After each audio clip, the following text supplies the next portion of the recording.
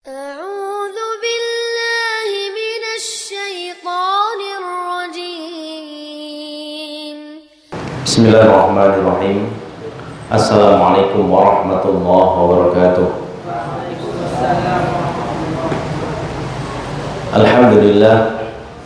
الحمد لله الذي هدانا لهذا وما كنا لنهتدي لولا أن هدانا الله. أشهد أن لا إله إلا الله وحده لا شريك له وأشهد أن محمدا عبده ورسوله لا نبي بعده. اللهم صل وسلم على نبينا محمد وعلى آله وصحبه ومن تبعهم بإحسان إلى يوم الدين. Alhamdulillah, ikhwati fillah rahimani wa rahimakumullah jami'an. Kita bersyukur kepada Allah Ta'ala yang sudah memberikan kita petunjuk, di mana tidak ada yang bisa memberikan petunjuk kepada kebenaran kecuali sumbernya dari Allah Subhanahu wa Ta'ala, sehingga kita berada di atas agama ini, berada di atas jalan ini. Dan seandainya Allah Ta'ala berkehendak, niscaya kita tidak akan termasuk orang-orang yang mendapatkan hidayah. Bisa saja Allah Subhanahu wa Ta'ala jadikan kita orang-orang yang kufur kepada Allah Ta'ala. Bisa saja Allah Ta'ala jadikan kita pelaku-pelaku maksiat. Bisa saja Allah Ta'ala gelincirkan kita menjadi orang-orang yang tersesat. Tapi alhamdulillah, bersyukurlah kepada Allah Ta'ala, petunjuk dari Allah Ta'ala datang kepada kita. Hidayah dari Allah Ta'ala senantiasa menyertai kita.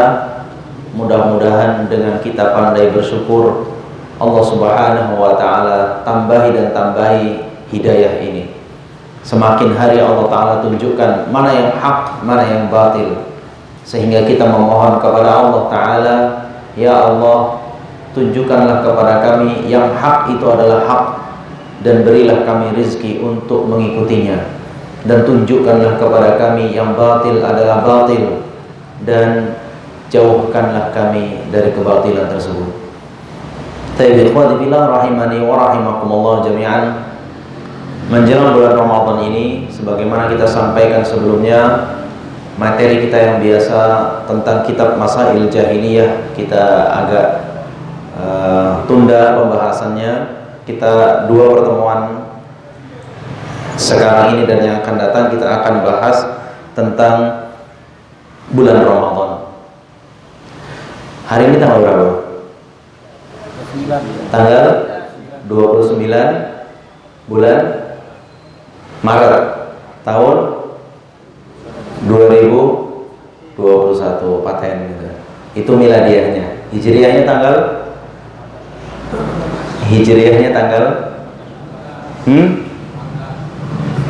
kok belasnya aja? 15 apa 16? Ini udah masuk maghrib. Udah lepas dari 15, udah masuk ke 16 bulan Sya'ban tahun 14. Jangan yang miladiahnya aja dihafal. Artinya sama dengan berapa hari lagi kita menjelang Ramadan? Paling banyak berapa hari lagi? Paling banyak 14 hari lagi. Artinya sekitar 2 pekan lagi kita akan memasuki bulan Ramadan.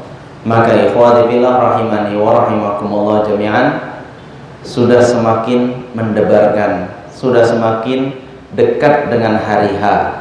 Ini adalah waktu-waktu genting kita akan masuk ke bulan tersebut. Anda mau tanya, udah pada nikah semua dulu ya? Ini sekarang udah pada nikah nih? Karena pertanyaannya untuk yang sudah nikah aja. Yang belum nikah jangan jawab, karena pasti nggak bisa.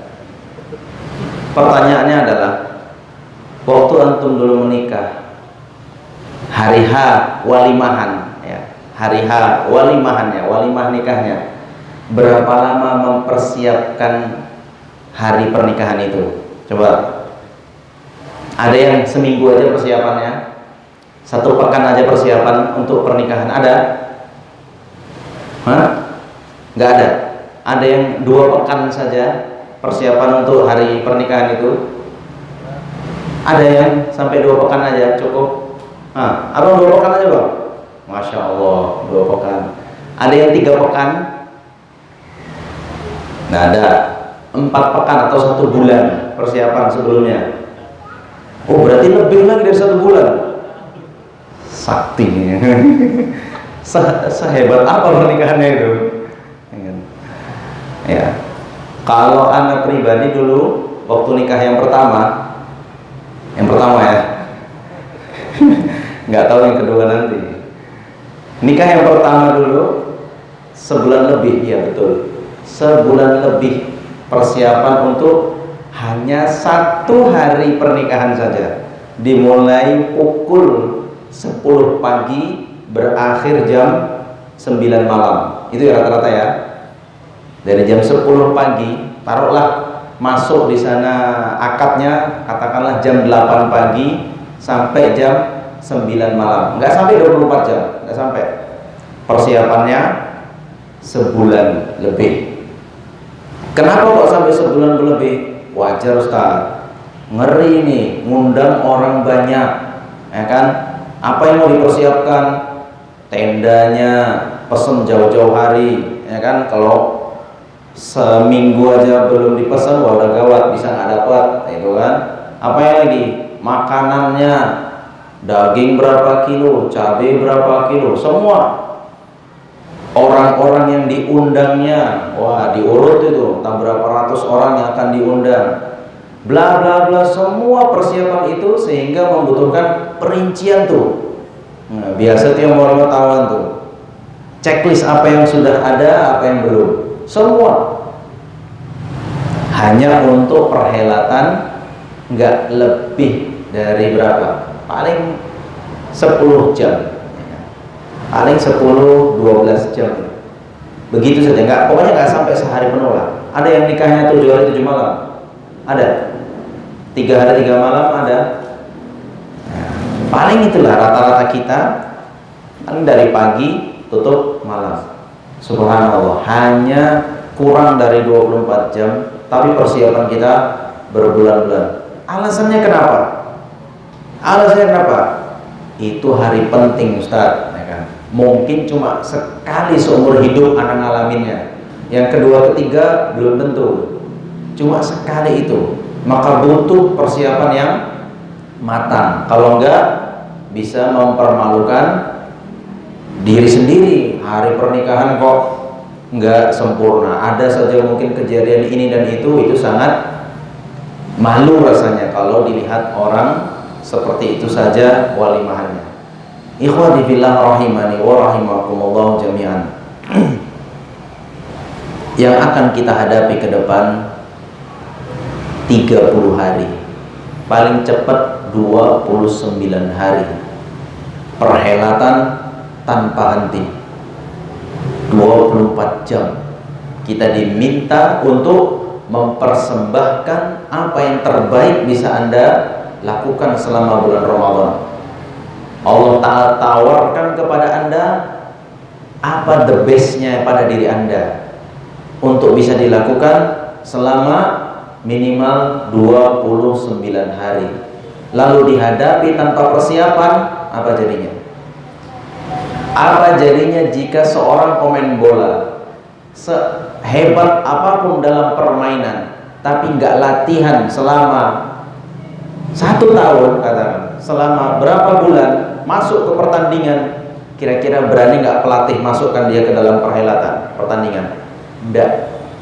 Yakin langsung masuk bangku cadangan. Kalau nggak dimasukkan bangku penonton, nonton aja kau.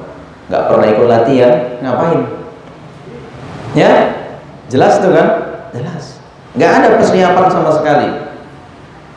Ketika akan ada, kalau kita di sini kan nampak tuh ya, ada pasar-pasar kaget ya. Ada yang mainnya hari Kamis ya, ada yang hari Sabtu, ada yang hari Selasa. Yang orang dari tua tahu lah itu keliling tuh. Senin di mana, Selasa di mana, ada tuh. Tanya coba kepada pedagang-pedagang yang ikut pasar-pasar itu. Tanya kepada mereka, Apakah Anda jualan itu di hari H, misalnya spesialis jualan di hari Kamis katakan, lalu dia mulai siapkan barangnya di hari Kamis itu juga, diketawain sama pedagang lainnya, ya kan? Akan ditertawakan oleh pedagang lainnya. Mau jualan apa misalnya? Mau jualan sayur, misalnya hari Kamis, Kamis pagi baru sibuk cari sayur sana kemari. Ya jelas lah, paling baru buka lapaknya jam 10, jam 12. Para pembeli sudah mulai berpulangan, tinggal sedikit. Akhirnya apa? Jangankan untung, modal pun bisa nggak balik. Itulah ikhwati fillah rahimani wa rahimakumullah jami'an. Kurang tepat ya, kurang tepat kalau dikatakan adalah Ramadan hari pembiasaan. Tak tepat. Kalau yang mengatakan juga Ramadan adalah hari penempahan, tidak tepat. Yang benar adalah Rajab dan Sya'ban. Ya, kalau bisa sebelum lagi, karena para salaf kita terdahulu mempersiapkan bulan Ramadan berapa lama? 6 bulan minimal. 6 bulan. Mereka siapkan diri untuk masuk bulan Ramadan. Taruh kita seharusnya Rajab, Sya'ban ini adalah hari-hari persiapan. Ramadan adalah hari pertandingan. Itu dia yang benar. Jadi Ramadan bukan hari untuk menempah diri, nggak benar. Ramadan adalah hari untuk jatuh pada ibadah yang terbaiknya. Maka butuh persiapan. Ini tinggal 2 pekan lagi. Anda nggak tahu sudahkah antum melakukan persiapan untuk menghadapi bulan Ramadan ini, atau baru teringat sekarang? Atau baru teringat sekarang? Ustadz sih 2 minggu kami libur kajian, 2 kali libur kajian. Coba dari kemarin kita udah ngaji, kan kami udah persiapan. Ustadznya lagi yang salah ya. Toyib ya, sudah terlambat, baru teringat. Iya Ustadz ya, 2 pekan lagi. Apakah masih nggak bisa persiapan? Masih bisa, masih bisa. Kita bahas mulai malam ini. Ya, ini hanya pemanasan. Selanjutnya silahkan cari referensi sendiri untuk memperluasnya. Ya, maka mulai malam hari ini kita akan bahas tentang apa-apa saja seharusnya yang dipersiapkan oleh seorang muslim menghadapi perhelatan Ramadan. Ikhwati billah rahimani wa rahimakumullah jami'an. Hal pertama yang harus kita tanamkan kepada kita adalah syukurilah. Syukurilah kalau nanti mendapati bulan Ramadan. Kalau orang Jawa bilang menangi ya. Kalau menangi bulan Ramadan. Karena siapa yang bisa jamin akan dapat bulan Ramadan nanti? Nggak ada yang jamin. Jangan-jangan sehari sebelum, 2 hari sebelum kita takjiah. Kemana takjiah? Ke rumah orang yang kemarin ikut kajian Ustaz. Ya. Nggak ada yang jaminan. Atau bahkan anak sendiri nggak bisa dapat bulan Ramadan. Tapi bersyukur mendapati bulan Ramadan itu kita mulai dari sekarang. Apa yang kita mulai? Minta kepada Allah Subhanahu wa ta'ala. Mintalah kepada Allah Ta'ala, ya Allah, pertemukanlah aku dengan bulan Ramadan. Pertemukanlah aku dengan bulan Ramadan. Karena pada faktanya tidak semua orang diberikan kesempatan itu. Tahun lalu ada yang kita puasa bareng, sahur bareng, berbuka bareng. Hari ini ternyata dia sudah berkalang tanah, sudah di dalam alam kuburnya. Banyak yang seperti itu. Bersyukur sampai hari ini Allah Ta'ala masih berikan kesempatan. Mudah-mudahan Ramadan ini bisa kita jumpai ya. Karena ini bulan yang dimuliakan oleh Allah Ta'ala khusus untuk kaum muslimin. Di bulan ini sebagaimana Rasulullah SAW sebutkan dalam hadis yang muttafaq alaih, disepakati oleh semua ahli hadis tentang kesahihannya. Idza dakhala Ramadan futihat abwabul jannah wa ghuniqat abwabu jahannam wa sulsilatis syayatin. Jika masuk bulan Ramadan, pintu-pintu surga dibuka, pintu-pintu neraka ditutup, dan syaitan-syaitan dibelenggu oleh Allah Subhanahu wa taala. Ya, itu dia. Artinya apa? Ketika pintu surga dibuka, di waktu itu Allah Ta'ala memberi kesempatan yang sangat besar, di mana sebagaimana dalam hadis Rasulullah SAW, setiap malamnya di bulan Ramadan ada orang-orang yang Allah Ta'ala tentukan tidak akan masuk neraka.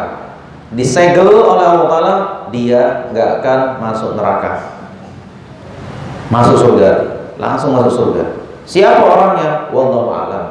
Hanya Allah Ta'ala yang tahu. Bayangkan 30 malam yang akan berlalu, atau minimal 29 malam yang akan berlalu. Di setiap malamnya ada orang-orang yang Allah Ta'ala berikan stempel anti neraka. Si fulan nggak masuk neraka, si fulan nggak masuk neraka. Berdoalah kita kepada Allah Ta'ala masuk catatan itu. Karena kalau dapat stempel anti neraka, tidak akan dimasukkan neraka, sama dengan tiket ke surga lapang. Berdoalah kepada Allah Ta'ala, ya.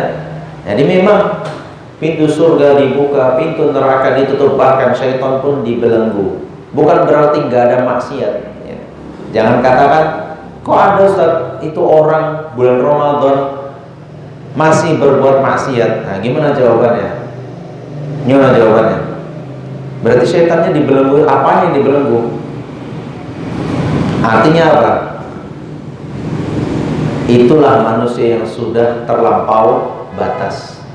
Nggak digoda setan aja dia maksiat, konon lagi digoda setan. Itu adalah orang-orang yang sudah menjadi anggota, punya kartu anggota. Anak gak bilang ya. Segen mau bilangnya. Kawan setan gitu. Kelompoknya, udah gengnya gitu. Jadi dia udah otomatis, nggak ada pun ketua gengnya, pekerjaan tetap berlanjut. Gitu kan, itu dia. Seperti itu dia. Nggak ada pun ketuanya ini, bosnya nggak ada, tapi kegiatan tetap jalan. Hebat ya. Itulah tentara-tentaranya syaitan. Sangat kelewatan di bulan suci, di bulan yang penuh dengan orang-orang bersemangat beribadah, bertaubat kepada Allah Ta'ala, tapi dia masih bergelimang maksiat. Ini yang sudah terlewat batas, terlewat batas. Ya, nggak usahlah jauh-jauh tengok orang, tengok kanan kiri, tengok diri sendiri. Kita koreksi diri sendiri. Jangan-jangan anak gitu kan? Jangan-jangan anak kemarin di luar Ramadan melakukan maksiat A, B, C, D, ini masih belum bisa ditinggalin. Ternyata di Ramadan nggak geser, maksiat itu masih diulang juga. Silahkan muhasabah, kita harus muhasabah itu. Jadi yang benar ini karena pengaruh setan atau pengaruh diri sendiri nih sudah. Ini hawa nafsu diri sendiri. Nah, udah otomatis berbuat maksiat seperti itu. Nah, itu kita koreksi diri kita masing-masing. Ya, nggak usah tuduh-tuduh orang. Iya Ustaz, si fulan itu. Iya Ustaz, si fulan itu. Ternyata dirinya sendiri nggak jauh-jauh beda, sama aja. Ya, maka hati-hati. Ini yang perlu kita syukuri dari bulan Ramadan ini, bulan istimewa. Yang kedua, kata Rasulullah SAW, man shoma Ramadhana imanan wa ihtisaban ghufira lahu ma taqaddama min dzambi. Siapa yang berpuasa di bulan Ramadan dengan atas dasar iman dan mengharap pahala dari Allah Ta'ala, maka diampuni dosa-dosanya yang telah lalu. Wa man qama Ramadhana imanan wa ihtisaban ghufira lahu ma taqaddama min dzambi. Dan siapa yang melakukan qiyamul lail di bulan Ramadan dengan dasar keimanan dan berharap pahala dari Allah Ta'ala, diampuni dosa-dosanya yang telah lalu.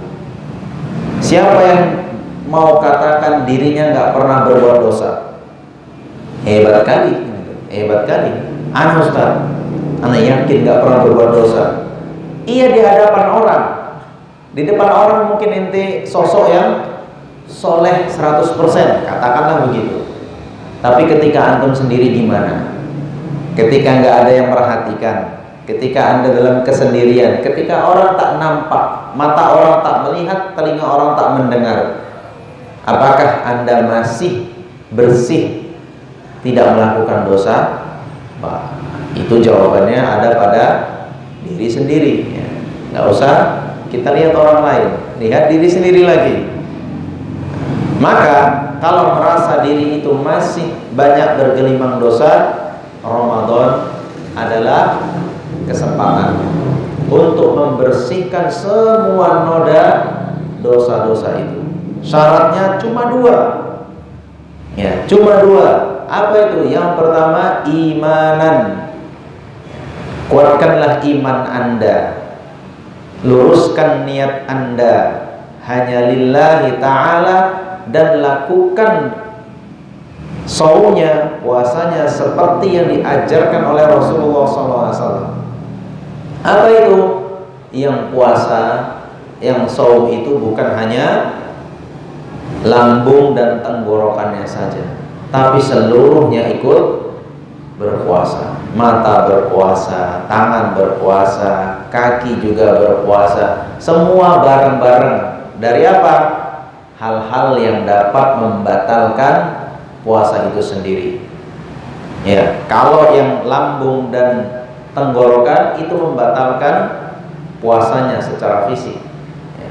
Tapi kalau mata, tangan, telinga, kaki bisa membatalkan pahala dari puasanya. Maka Rasulullah SAW mewanti-wanti, rubba sha'imin laisa lahu min siyamihi illa al-ju' wal 'atash. Betapa banyak orang yang berpuasa tapi tidak ia dapatkan apapun dari puasanya kecuali hanya lapar dan haus saja. Sia-sia, artinya sia-sia. Nah, makanya kalau merasa ingin membersihkan dosa, Ramadan kesempatan besar, peluang besar. Plus lagi qiyamul lailnya diperbaiki. Apa itu? Kita sebut dengan sholat tarawih. Sholat tarawih nggak usah pusing-pusing, ya kan, ribut-ribut 23, 21, 11, 13. Itu aja kaset diulang tiap tahun. Kaset 23, kaset 21, kaset 11, itu aja diulang-ulang. Intinya adalah qiyamul lail saja. Mau ente ikut yang 11, mau itu yang 21, mau itu yang 23, intinya cuma imanan wahtisaban. Lakukan itu dengan penuh keimanan kepada Allah Ta'ala dan mengharap pahala dari Allah Ta'ala. Terserah. Untuk apa yang 23 kalau ujung-ujungnya riya?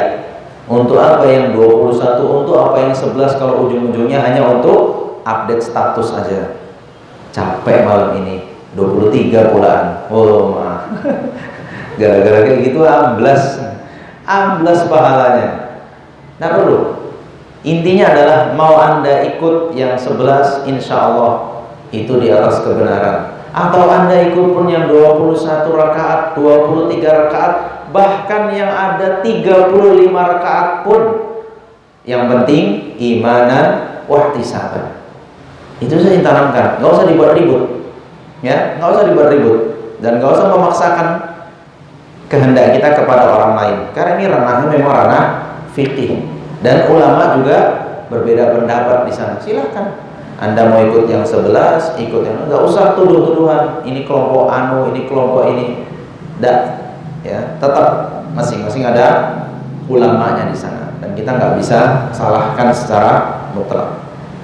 Nah begitu ya, ikhwati billah rahimani wa rahimakumullah jami'an. Silahkan nanti kita pantengin saumnya di siang hari, qiyamnya di malam hari ini pantengin minimal 29 malam ya. Kalau di kita kan biasanya nampak tuh 10 pertama sekian jamaahnya, 10 kedua sekian jamaahnya, 10 terakhir makin keluar tuh slopnya kan gitu.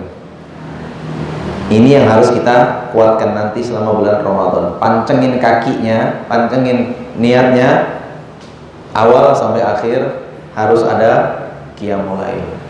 Cuman Ustaz, pulang kampung anak, mau mudik, nggak ada urusannya sama mudik-mudikan, gitu kan? Apa salahnya kalau antum mudik di tanggal 1 Syawal? Nggak enak lah Ustaz. Masa 1 Syawal hari perjalanan? Mau enak di mana? Enak di dunia apa enak di surga? Kan gitu aja. Mau enak di dunia atau di surga? Jangan pertaruhkan hanya untuk hal-hal yang sifatnya sebenarnya bisa kita tunda. Antum nggak bisa dapati sehari pun, nggak bisa diulang Ramadan itu. Ya kan safar lain Ustaz, pahala orang safar. Oh betul ya, betul. Tapi dalam safar itu pun Anda akan banyak kekurangan di sana. Ya silahkanlah timbang-timbang mana yang terbaik bisa dilakukan. Ya, Anda nggak mau katakan nggak boleh pulang mudik ya. Walaupun Pak Jokowi bilang jangan mudik kan gitu. Tapi kan orang Indonesia cemana mau dilarang mudik? Orang pulangnya dari Gang Aman ke Sukarame kok dilarang? Dari Marenda Sukarame nya mudiknya, nggak jauh-jauh kali. Gitu. Ya, ikhwati fillah rahimani wa rahimakumullah jami'an. Itu hal yang pertama patut kita tanamkan kepada diri ya, bahwasanya ini adalah bulan yang spesial, dimuliakan oleh Allah Ta'ala, dimuliakan oleh Rasulullah SAW, dan orang-orang soleh sebelum kita semua menjadikan bulan ini adalah bulan spesial. Balik ke kita, rasanya spesialan mana hari H pernikahan dulu dengan mau masuk bulan Ramadan? Ayo, itu kan tahu sih rasanya itu. Dulu perasaan mau hari H pernikahan itu kok wah berbinar-binar gitu kan, wah persiapan segala macam, bayangan hari H itu sudah ada di depan mata seolah-olah udah terjadi gitu kan. Gimana dengan menghadapi bulan Ramadan ini? Atau bulan Ramadan ini biasa aja kayak bulan-bulan lain, nggak ada beda-bedanya. Ya kayak bulan Sya'ban, bulan Rajab, yang mono-mono wae Ustaz tiap tahun orang beda-bedanya. Ya poso-poso, buka-buka, traweh-traweh, riyo-riyo kan. Coba itu dicek ke hati kita masing-masing ya. Karena kalau tidak bisa kita merasakan besarnya bulan Ramadan yang akan dihadapi ini, nah ini cobalah tangisi hati kita yang seperti itu.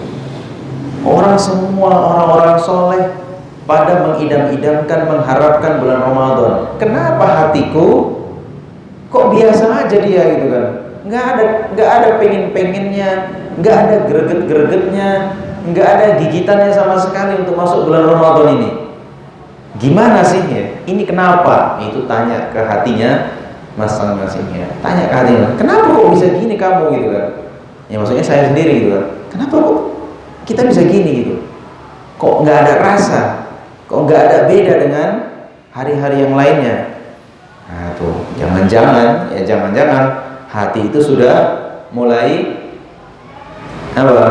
tertutup oleh noda-noda dosa. Maka masuk kita ke persiapan kedua dalam menghadapi bulan Ramadan.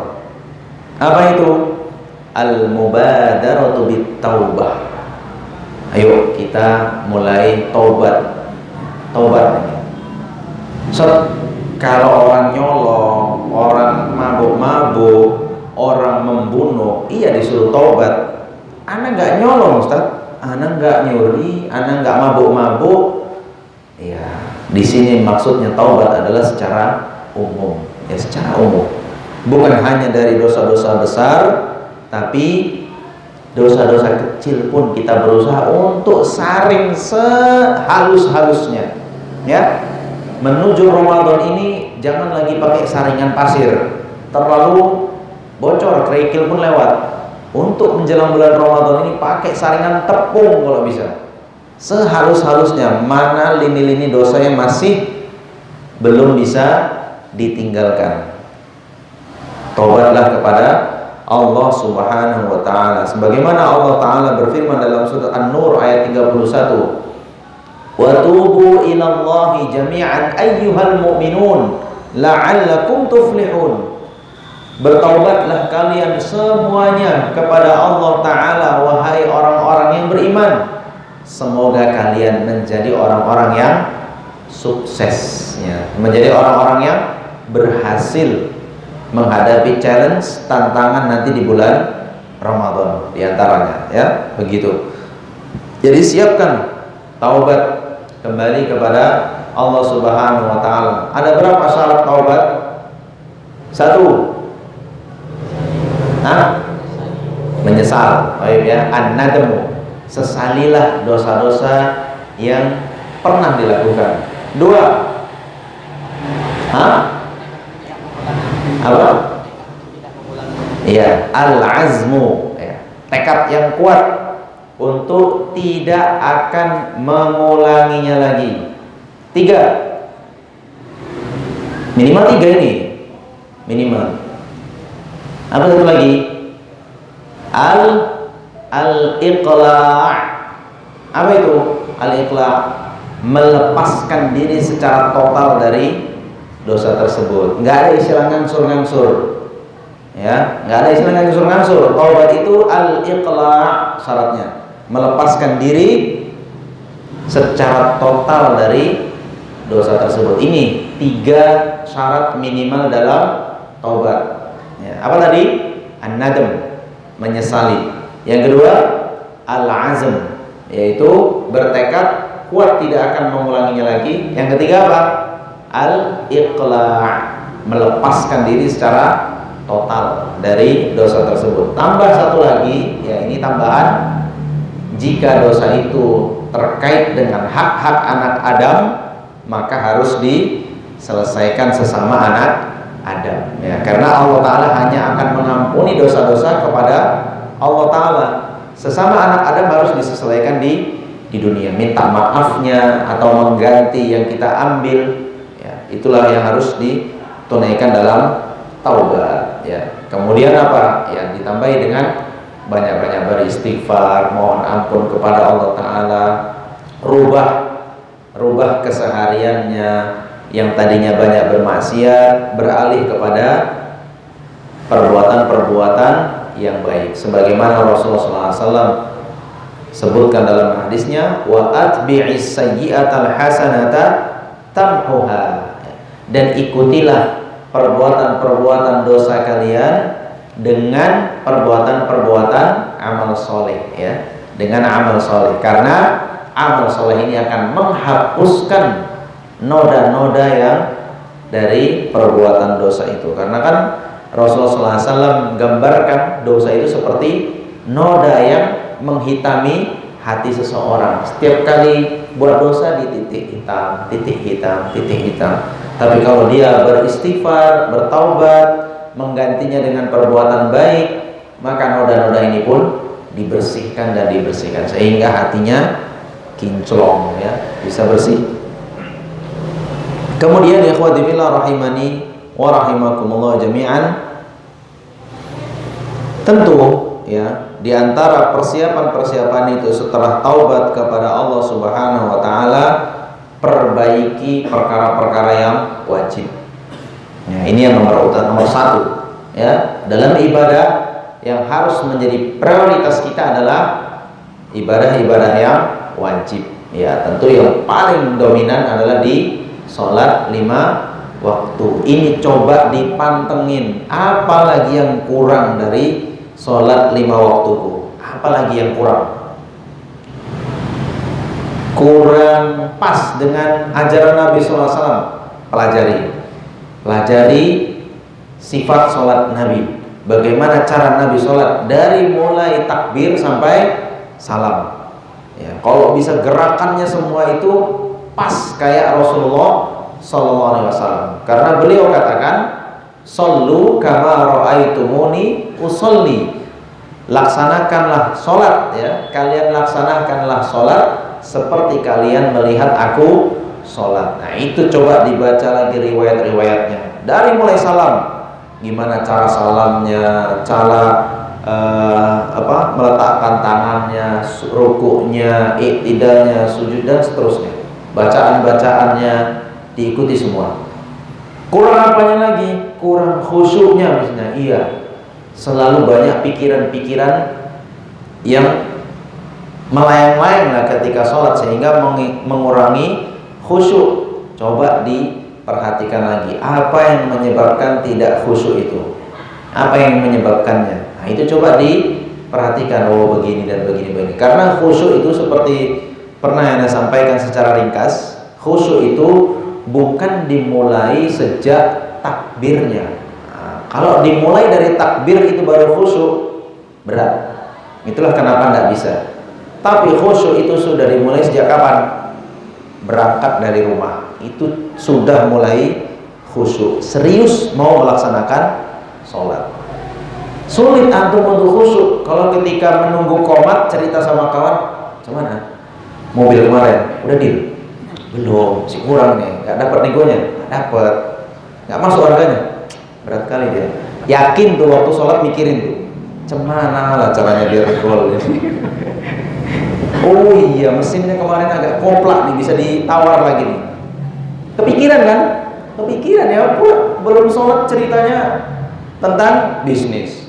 Di perjalanan kan mau pergi ke masjid, "Cemana kemarin?"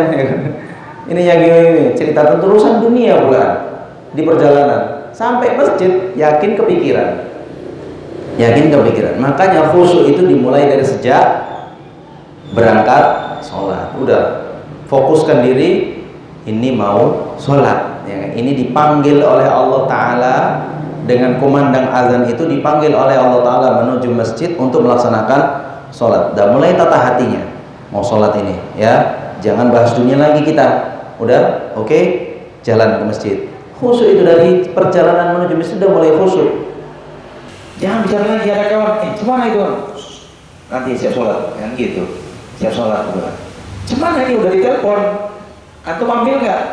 Kalau lambat diambil orang nih." "Biar diambil orang. Yang penting sholatku ini aman." Oh, mantap ya? Mantap begitu. Dan ini mau sholat ini, nggak main-main. Nah, itu coba kita perbaiki menjelang bulan Ramadan ini. Tujuannya apa? Begitu masuk Ramadan sudah terlatih dengan sholat yang khusyuk, kan mantap. Begitu masuk satu Ramadan, jangankan sholat wajibnya, sholat sunnahnya pun, qiyamul lailnya dan sholat-sholat sunnah yang lainnya pun sudah terpantau, ya kan? Begitu juga mau mulai qiyamul lail, berangkat ke masjid, udah mulai itu, dari mulai sholat isyanya sudah khusyuk. Terus dijaga, sela-sela istirahat sholat qiyamul lail itu jangan cerita-cerita lagi yang lain, ya kan? Jangan kayak kebiasaan orang-orang yang itulah gitu. Kalau udah mulai jeda sholat, wah duduk. Apa cerita kita ini gitu?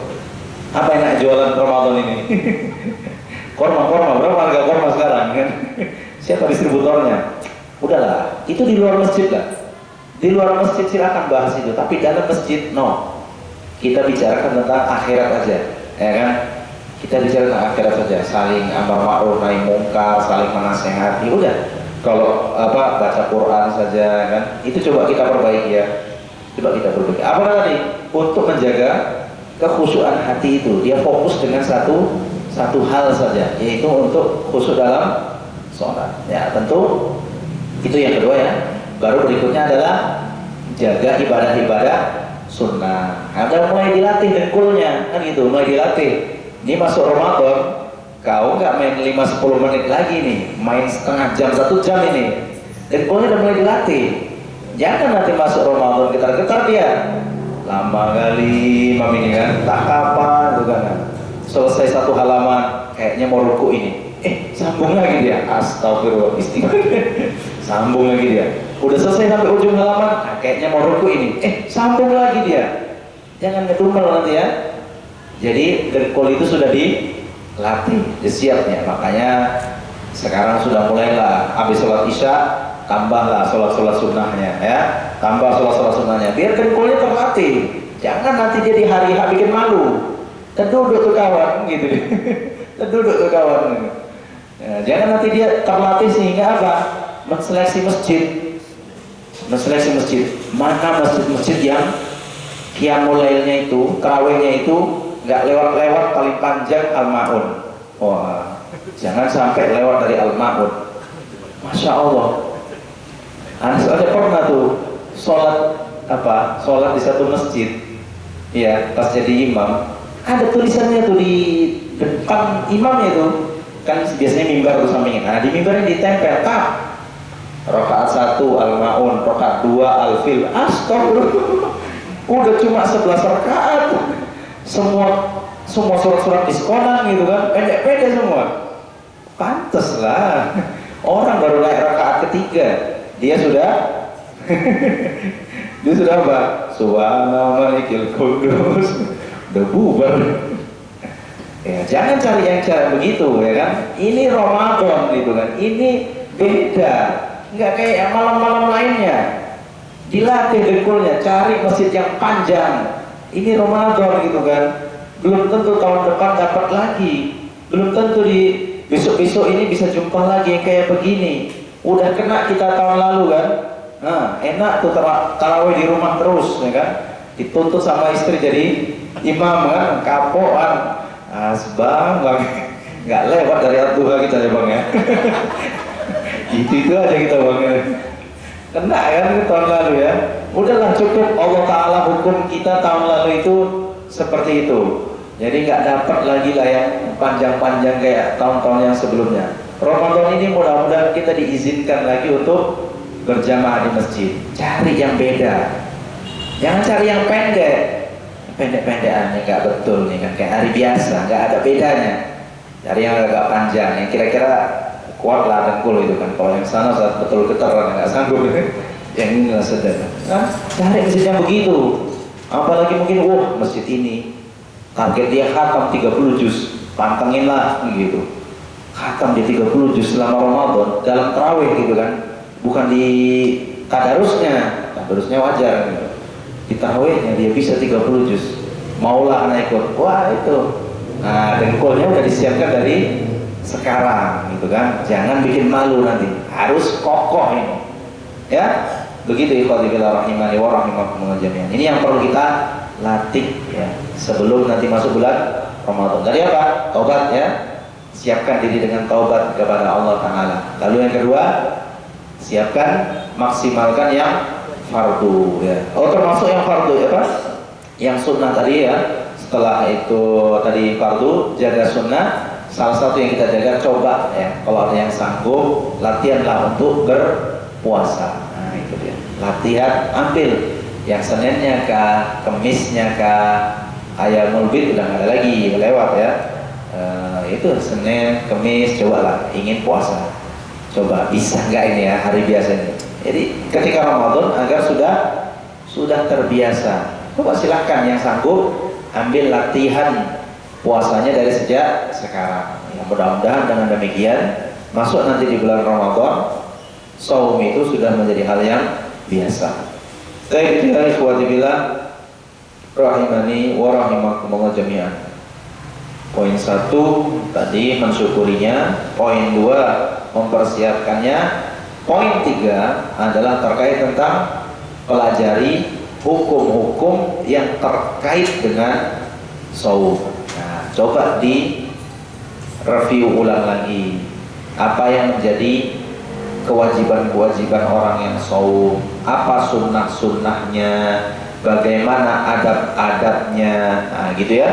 Jadi karena kan namanya pengen perfect kan, pengen perfect, namanya pengen perfect, pengen sempurna yang dapatkan dari saumnya harus tahu rinciannya. Ya, kalau walimahan kan harus dicatat cabenya berapa, bawangnya berapa, kursinya berapa, tendanya seluas apa, dirinci semua. Agar apa? Di hari H tenda aman, makanan aman, semua hidangan aman, tamu-tamu aman, begitu. Maka perlu dirinci nih. Ini saum ini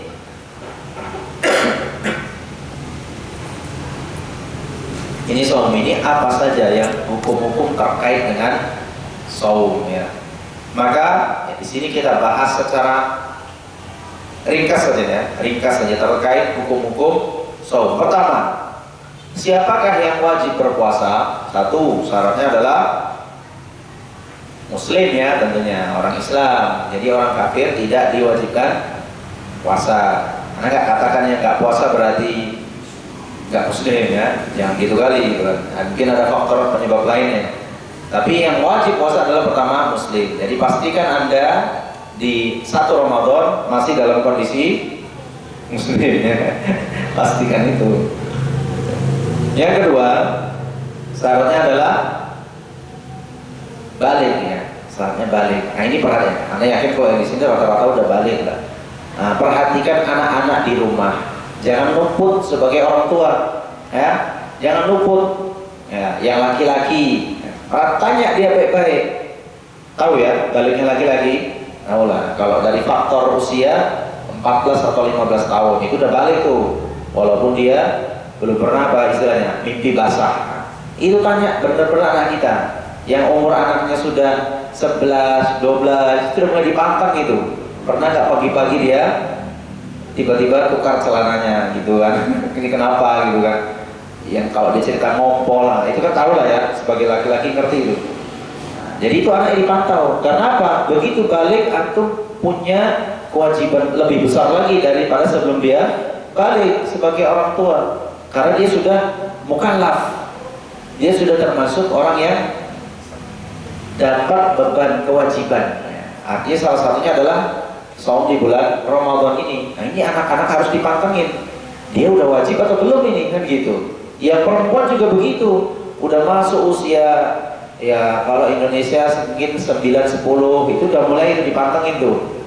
Udah keluar nggak belum darah haidnya. Tanya uminya gitu. Jadi itu agar benar-benar kita bisa kuatkan omongan ke anaknya. Nah, kamu kan kemarin sudah mimpi basah. Itu adalah tanda kamu sudah menjadi laki-laki yang seutuhnya. Artinya apa? Punya kewajiban yang harus dilaksanakan sebagai seorang muslim. Salah satunya Ramadan. Nah, kalau kemarin kamu masih bisa 15 hari, 18 hari. Nah, untuk bulan ini karena kamu sudah wajib, kamu coba berusaha ya 29 atau 30 hari selama bulan Ramadan ini berpuasa ya, begitu. Ini harus ditanamkan kepada anak-anak yang sudah balik. Jadi dia harus ngerti tentang apa yang wajib bagi dirinya, yang harus dia lakukan sebagai seorang muslim. Lalu akil ya, tentu syarat ketiga adalah akil, berakal waras ya. Lalu berikutnya adalah mukim ya, satu lagi mukim. Jadi tidak dalam kondisi musafir, karena seorang musafir diberikan rukhsah untuk tidak berpuasa ya. Walaupun kalau dia sanggup untuk berpuasa juga boleh ya, juga boleh. Nah, misalnya apa? Memang mau safar kemana? Ke Jakarta, tapi sejak dari rumah sampai ke area paling jalan itu berapa langkah aja, mobil ya, sampai bandara, masuk pesawat, sampai sana dijemput gitu kan, ke lokasi. Memang safar, tapi kondisinya tidak terlalu sulit. Bisa saum, insya Allah bisa. Ya, nggak masalah gitu kan. Tidak mesti dia ambil rukhsah itu, karena ingin ngambil fadilah di bulan Ramadan. Kalau diambil rukhsahnya ya harus diganti dengan hal yang lainnya. Tapi kalau mukim, ya mukim harus tetap dia bersaum. Gimana Ustaz? Anda rencana pengen ke Jakarta, tapi cuma 3 hari aja, habis itu balik ke Medan. Apakah selama 3 hari Anda di Jakarta itu dikatakan masih musafir? Jadi 3 hari Anda di sana nggak puasa juga? Oh ya enggak, ya enggak. Kalau memang rencananya safarnya itu cuma 1 hari itu saja, maka besok sudah dianjurkan dia untuk berpuasa. Jadi kalau pulang safar lagi ya, baru dihitung lagi. Begitu ya. Karena ini mengambil kehati-hatian ya, ngambil kehati-hatian. Anak nggak bicarakan khilaf para ulama. Silakan yang mau ambil khilaf itu. Tapi kita ingin arah kehati-hatian ya. Jadi kita tidak bermudah-mudah dalam meninggalkan bulan Ramadan, karena mengganti di hari yang lain juga belum tentu gampang. Banyak tantangan juga nanti mengganti di hari yang lainnya. Demikian ikhwati fillah rahimani wa rahimakumullah jami'an. Lalu adalah selamat dari penghalang, salimah minal mawani'. Tidak ada penghalang. Apa itu? Kalau perempuan haid atau nifas, ya begitu. Itu hukumnya ya, terkait dengan kewajiban di bulan Ramadan. Kemudian ikhwati billah rahimani wa rahimakumullah jami'an, yang tidak boleh kita lupakan juga adalah niat nanti ya di bulan Ramadan. Nabi SAW bersabda dalam hadis yang dikeluarkan oleh Imam Abu Dawud, la siyama liman lam yabit ya asyam minal lail. Tidak sah puasa seseorang yang tidak berniat di malam hari untuk puasa di esok hari gitu. Jadi tiap malam, insya Allah ini otomatis ya, tiap malam ketika dia selesai tarawih itu otomatis besok itu sudah besok puasa begitu ya. Kalau biar nggak luput ya katakan kepada diri sendiri, karena niat itu memang dalam hati ya, niat itu dalam hati. Diucapkan boleh Ustaz? Boleh ya, boleh, nggak haram, boleh. Tapi mesti nggak diucapkan? Nggak mesti ya, nggak mesti. Diucapkan boleh ya, demikian. Jadi memang setiap malam kita harus niatkan diri besok akan berpuasa ya. Baik. Berikutnya terkait hal-hal yang bisa merusak puasa. Yang pertama adalah berhubungan suami istri. Ini harus diperhatikan ya. Godaannya biasanya ada nih bagi sebagian orang ya, mungkin godaan di siang hari lebih besar daripada di malam hari gitu. Jadi harus diperhatikan, cobalah untuk menahan diri selama saum ya. Bukan berarti menjauhi istri, tidak ya. Bermuamalah wajar seperti biasa, tapi hati-hati jangan terjerumus dalam hubungan yang intim gitu. Ini bisa ya, minimal dia akan mengurangi pahala saumnya begitu. Yang kedua adalah inzalul mani ya, keluarnya air mani, walau baik ini dikeluarkan atas dasar hubungan sengaja atau tidak sengaja. Kemudian yang membatalkan puasa adalah makan minum, ini jelas ya. Kemudian yang membatalkan puasa adalah perkara-perkara yang semakna dengan makan dan minum. Misalnya apa? Infus ya, infus biar nggak lapar-lapar, itu nggak boleh. Suntikan yang mengenyangkan, nggak boleh, gitu kan? Atau menghilangkan dahaga, nggak boleh. Jadi hindari yang seperti itu. Jadi suntik nggak boleh Ustaz? Boleh, asal tadi itu jangan suntik yang sifatnya mengenyangkan atau menghilangkan rasa lapar ataupun dahaga. Kalau suntik misalnya apa? Demam gitu, minta disuntik, atau sakit alergi minta disuntik gitu kan. Nggak ada kaitannya dengan lambung, silahkan. Demikian ya. Kemudian adalah yang membatalkan puasa termasuk di sana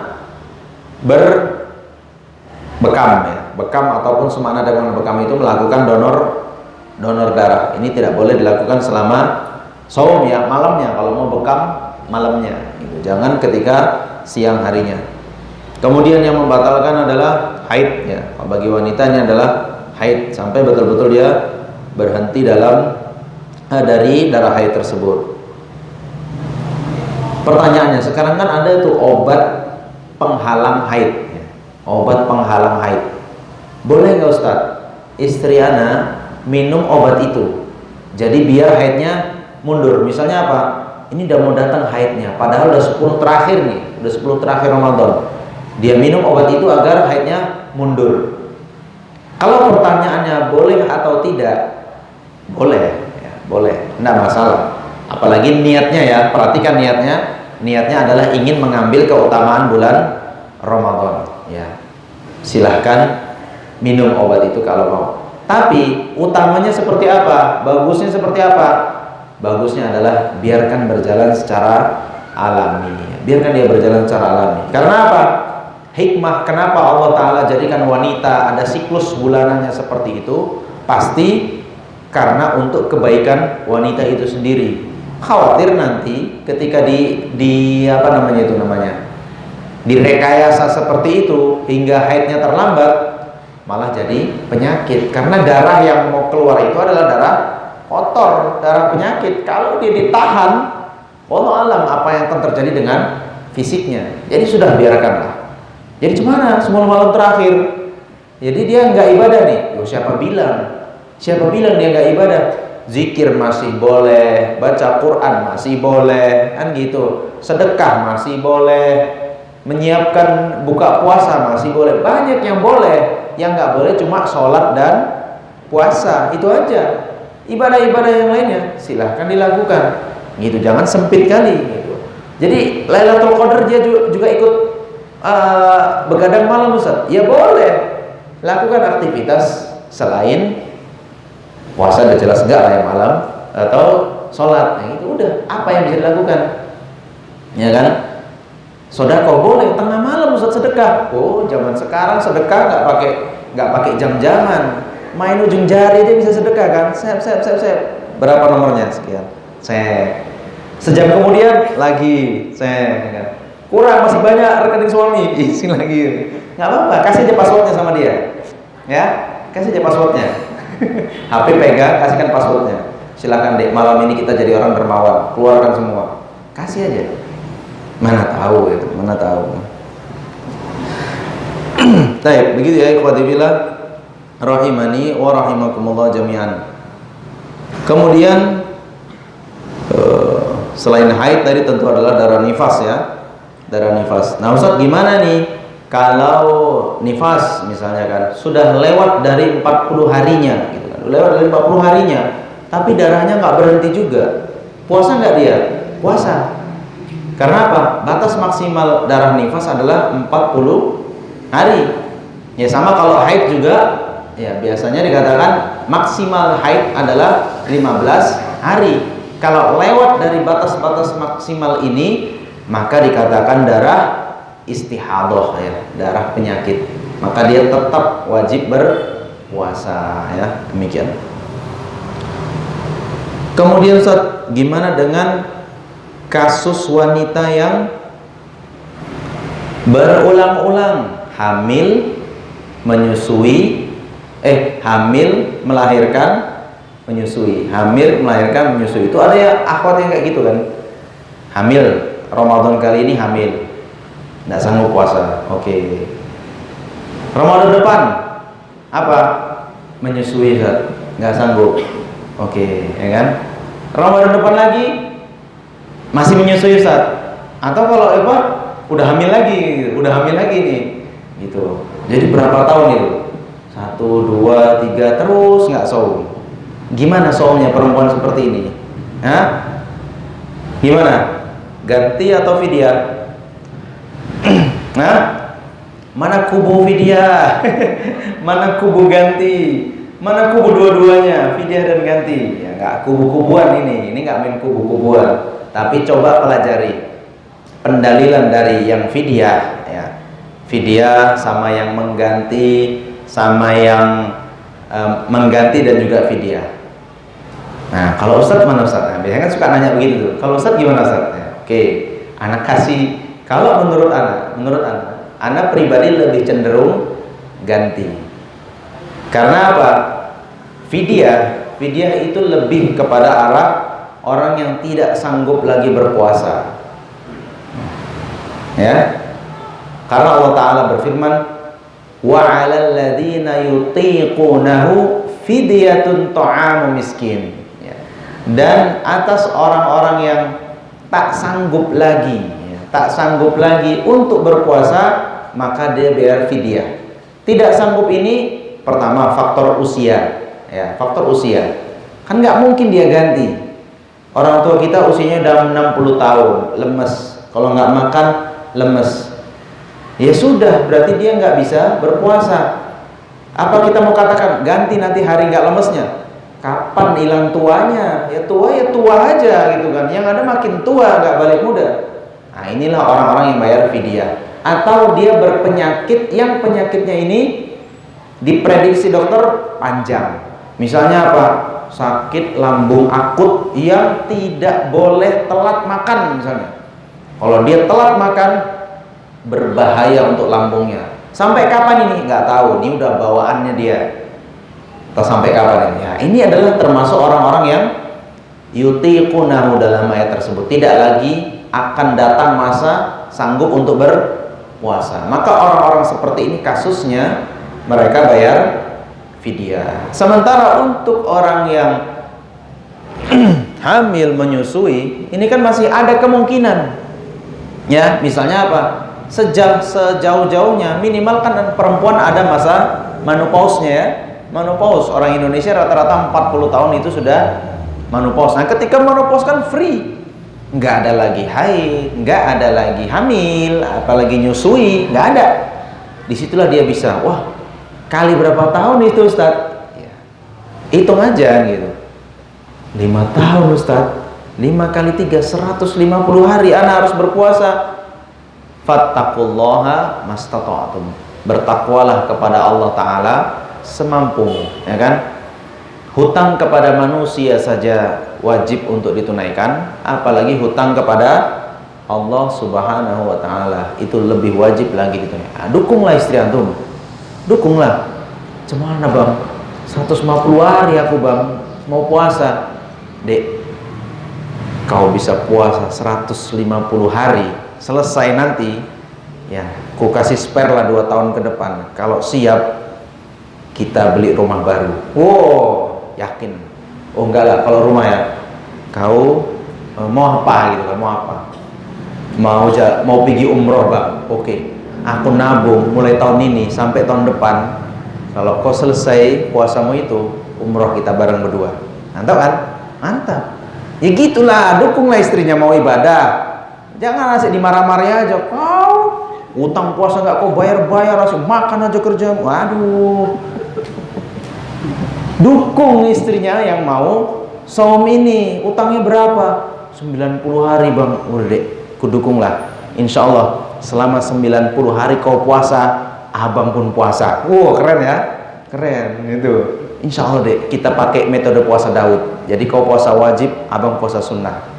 Gitulah dukung. Nggak, tadi kan kalau duit Ustadz ngiming-ngiminginya umroh, mana ada duit anak berangkat umroh. Ngayal aja nanti diketawain dia kan. Wah, abang umroh kunci pintu aja itu nggak ganti-ganti gitu kan. Asik si paku. Lagaknya janjiin umroh gitu kan. Udah itu dukung dia. Oke, hari dimana kamu berpuasa, aku pun insya Allah ikut puasa. Ikut maksudnya apa? Ikut sahur, ikut buka. Di tempat kerja makan siang juga. Janganlah ditokoin ya gitu. Begitu ya ikhwati billah. Jadi dukung, kalau memang istrinya seperti itu dukung ya kan. Itu kalau tadi pendapat mana yang bagi anak pribadi, anak lebih cenderung kepada itu. Ganti, karena ada masa dia bisa mengganti, maka kiasnya lebih tepat kepada orang yang sakit. Allah Ta'ala berfirman, wa in kuntum marda aw ala safarin fa'iddatum min ayyamin ukhar. Jika kalian sakit ataupun dalam kondisi safar, maka gantilah di hari yang lainnya. Ya, begitu ya ikhwati fillah rahimani wa rahimakumullah. Sama juga seperti orang yang baru taubat. Aku nggak pernah puasa seumur hidupku. Islam kok? Islam dari lahir gitu. Nggak pernah puasa? Enggak. Jadi cemana? Kalikanlah itu. Ya kan? Kalikanlah berapa umur? Kau dulu balik umur berapa? Umur 12. Sekarang umurmu berapa? 30. Nah, kau tahu kali-kalinya kan? Kalikanlah itu. Ya kan? Oh, udah. Yang betul aja berat kali taubat ini ya. Kau udah enak bertahun-tahun nggak ikut puasa, cuma ganti kayak gini nggak mau. Ya udahlah. Berapa lama nih aku puasa? Ya udahlah. Mau pakai sehari satu apa kelang-kelang, seminggu ambil 3 segala macam, silakan. Tapi yang jelas itu harus diganti ya. Nah, diganti itu hutang kepada Allah Subhanahu wa Ta'ala. Walaupun ya silakan, mungkin di sana ada yang mengatakan pendapatnya ikut yang fidyah, bayar fidyah saja, atau ada yang bahkan dua-dua ya fidyah juga, ya ganti juga. Wallahu a'lam.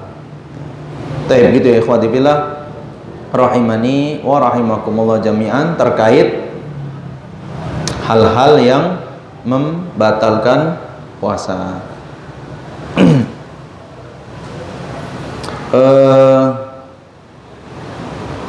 Kemudian hukum yang perlu kita ketahui juga terkait bulan puasa di bulan Ramadan ini adalah terkait sahur dan juga iftar ya, atau berbuka puasa. Sunnahnya ketika sahur itu kapan? Di akhir ya, di akhir. Kalau kita misalnya ini kan sekarang subuh sekitar jam-jam 5:10 ya, sekitar jam-jam 5:10. Nah, yang tepatnya lebih sedang itu jam 4:30 ya, jam 4:30 itu baru sahur. Jadi kalau sahur ini yang terbaik adalah diakhirkan. Oh, jam 3 udah sahur, ada tuh. Jam 3 udah dibangunin sahur ya, berisiknya. Bangunin sahur. Jam 3 udah sahur, kira-kira tengah malam perut kenyang, subuh masih lama. Apa yang dia lakukan? Tahajud lah Ustaz. Yakin? Dalam mimpi. Ya, jam 3 malam udah sahur, perut kenyang, mata masih ngantuk. Kira-kira makin seger apa makin ngantuk? Makin ngantuk, bablas subuhnya. Jadi memang sunnahnya, boleh nggak jam 3? Ya boleh, artinya boleh. Tapi sunnahnya diajarkan Rasulullah SAW adalah untuk sahur itu diakhirkan ya, jam-jam 4:30 itu boleh lah, udah mulai sahur. Jadi selesai makan, udah bisa siap-siap untuk melakukan sholat subuh. Kalau masih sempat lagi, dapatlah 2 rakaat gitu kan, azan, berangkat ke masjid kan gitu, enak deh jadinya. Kemudian untuk iftarnya, untuk berbukanya, sunnahnya apa? Di awal atau pas waktunya ya. Jadi di awal jangan diterjemahkan lebih awal, enggak, tapi pas waktunya. Begitu azan maghrib langsung buka puasa ya, langsung. Mau pakai air putih saja, mau pakai air keran doang gitu kan. Yang mana tahu kan nggak dapat bagian di masjid, habisan pembagian air keran pun jadi kan gitu. Yang penting batal dulu puasanya gitu ya. Anda pernah soalnya ngalami kayak gitu. Salah awak juga, telat sampai masjidnya telat. Jadi takjil sudah habis terbagi, celingak-celinguk nggak ada. Ya udahlah, air keran, bismillah. Selesai. Yang penting batal dulu puasanya gitu. Masalah nanti habis sholat mau makan apa terserah. Tapi segeralah batalkan puasa. Jangan anggar-anggar kuat gitu. Mana Ustaz, jam 11 masih bisa nih. Oh, maaf ngeri ya. Tapi ya sudahlah. Yang penting pertama batalkan dulu. Masalah nanti makannya jam 11 serah. Yang penting puasa ini harus dibatalkan ya. Makan ya. Sunnah Rasulullah SAW apa? Minum air putih gitu ya. Minum air jernih ya. Minum air jernih sama kurma lah, 3 gitu. Cukup insyaallah. Jangan main hajar terus, nanti sholatnya sakit perut. Ya, itu hukum-hukum yang terkait dengan bulan Ramadan. Waduh, ini masih ada beberapa poin. Pekan depan aja lah ya. Pekan depan insyaallah kita bahas berikutnya. Ini udah 9:30. Baik, demikian ikhwati fillah rahimani wa rahimakumullah jami'an yang bisa Anda sampaikan pada malam hari ini. Tadi ya sudah kita bahas tentang pertama, syukurilah bulan Ramadan ini ya, tanamkan kepada diri kita keagungan bulan Ramadan ya, sehingga dia merasa memang betul-betul hati ini dipenuhi dengan kegembiraan menanti-nanti kedatangannya. Itu yang kedua, siapkan dengan taubat ya, siapkan dengan persiapan ibadah-ibadah kita. Startnya sudah dari sekarang, udah mulai dipanaskan mesinnya sekarang. Jadi dimasuk 1 Ramadan itu tinggal gaspol ya gitu. Jadi jangan nanti baru start antum di hari 1 Ramadan baru nyetat mesin. Aduh, orang udah lari sekian ratus kilometer, antum masih manasin mesin lagi. Enggak ya. Jadi kalau ngegasnya nanti di tanggal 1 bisa nanti turun mesin tiba-tiba gitu kan. Digas tanggal 1 tuh, pas sebelumnya belum persiapan. Digas tanggal 1. Nah, itu banyakan yang kayak begitu sampai 10 Ramadan udah loyo dia, capek kali, dengkul udah nggak tahan, aduh segala macam. Maka dari sekarang dipersiapkan ya. Begitu juga ibadah-ibadah sunnahnya. Lalu yang ketiga, yang berikutnya tadi poin ketiga adalah coba pelajari lagi. Yang Anda sampaikan tadi mungkin baru serpihan-serpihan hukumnya saja. Coba dipelajari lagi, dimurojaah lagi terkait hukum-hukum yang fardu-fardunya, sunnah-sunnahnya, adab-adabnya, karena tujuannya tadi ingin menyempurnakan saum di bulan Ramadan nanti. Taib, ya ikhwati fillah rahimani wa rahimakumullah jami'an. Karena itu tadi belum tentu Ramadan ke depan kita bisa jumpa lagi, kan gitu. Belum tentu itu. Jangan sok-sokan, umur masih muda. Ya, apalagi kayak gini sekarang. Orang kena hari ini, pekan depan udah takziah kita. Ya, virus-virus COVID-19 ini kan cepat kali orang dibuat terkapar gitu kan. Oh, anak muda Ustaz, itu kan untuk orang tua-tua itu yang kena kayak gitu. Jangan terlalu pede kali kan. Kemarin juga beberapa ikhwah cerita umurnya belum sampai 40-an aja. Kena COVID ya, positif, sesak juga kata dia. Ampun Ustaz, kena COVID ini. Aduh, jangan-jangan lagi kena lagi yang lain itu kan. Yang sesak napas, yang bagian-bagian badannya sakit. Waduh. Belum lagi di apa namanya itu? Diisolasi, nggak boleh jumpa siapa-siapa, makin suntuk dia nih. Ya udah, jadi ini memberi pelajaran kepada kita, nggak ada jaminan kita jumpa Ramadan di tahun yang akan datang. Jadi mudah-mudahan seandainya ini Ramadan terakhir yang kita dapati, mudah-mudahan inilah Ramadan yang bisa kita banggakan nanti di hadapan Allah Ta'ala, sehingga memberatkan catatan amal kebaikan kita di mizannya Allah Ta'ala. Tapi demikian ikhwati billah rahimani wa rahimakumullah jami'an. Aqulu qouli hadza wa astaghfirullah li wa lakum innahu huwal ghafurur rahim. Ada pertanyaan? Baik, jika tidak ada, kita cukupkan.